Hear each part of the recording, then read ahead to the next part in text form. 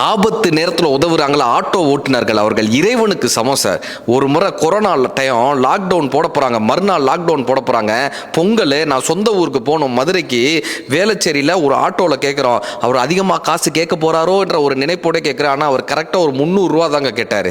எனக்கு ஆச்சரியமாக இருந்துச்சு. 300 தான் கேட்டார். நாங்கள் ஆட்டோவில் போயிட்டே இருக்கோம். அங்கே ஒரு மது அருந்திய ஒரு குடிகாரர் நடுவில் ஆட்டோவை மறித்து நிப்பாட்டுறாரு. நிப்பாட்டிட்டு ஏற்றுக்கன்னு ஒரு இதுன்றாரு. இப்போ ஆட்டோ டிரைவர் கேட்டார், சார் அவனை பார்த்தா பாவமாக இருக்கு, நம்ம ஏற்றிக்கலாமான்னு கேட்டார்.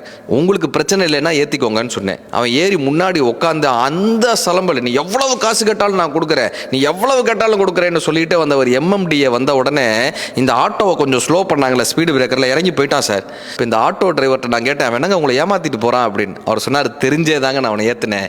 அவன் காசு கொடுக்க மாட்டான்னு எனக்கு தெரியும், தெரிஞ்சே தான் ஏற்றினேன். ஏன் தெரியுமா, அவன் குடிச்சிட்டு நிற்க முடியாமல் நின்றுட்டு இருந்தான். ஆனால் அவனுக்கு பின்னாடி ஒரு குடும்பம் இருப்பாங்கல்ல, நாளைக்கு பொங்கலுக்கு தன்னுடைய கணவன் வந்துடுவார்னு ஏங்கிட்டு இருக்கக்கூடிய ஒரு மனைவி இருப்பாங்கல்ல, தன்னுடைய அப்பா வந்துடுவார்னு ஏங்கிக்கிட்டு இருக்கக்கூடிய ஒரு குழந்தை இருக்குல்ல, அந்த குழந்தைக்காகவும் குடும்பத்துக்காகவும் தான் சார் அவனை கொண்டு போய் இங்கே விடணும்னு ஆசைப்பட்டேன். வேற ஒன்றும் இல்லை, அதுக்கு நீங்கள் உதவி பண்ணீங்க, ரொம்ப ரொம்ப நன்றி சார்னார். நான் இறங்கின உடனே அவருக்கு 300 400 கொடுத்தேன். உடனே அவர் சொன்னார், சார் எனக்கு வண்டி ஓட்டுனதுக்கும் பெட்ரோலுக்கும் மட்டும் போதும், நீங்கள் இந்த 100 இப்படிப்பட்ட வேற யாருக்காவது உதவி பண்ணுங்க சார், அது போதும் சார் எனக்குன்ட்டு போயிட்டே இருந்தார்.